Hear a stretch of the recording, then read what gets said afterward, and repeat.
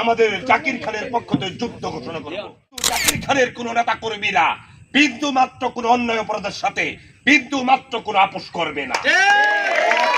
আপনারা সকলেই জানেন, বাংলাদেশ জাতীয়তাবাদী ছাত্র দলের সাবেক সকল সভাপতি জাকির খানকে 52 একটি মিথ্যা মামলায় দীর্ঘদিন কারাবন্দী করে রেখেছেন। আজকের এই জাকির খানের শুভ জন্মদিন উপলক্ষে পবিত্র মিলাদ ও দোয়া মাহফিল এবং কেক কাটা অনুষ্ঠানের এই একমত আলোচনা সভা থেকে আমরা জাকির খানের মিথ্যা মামলার প্রত্যাহারের দাবি জানাচ্ছি।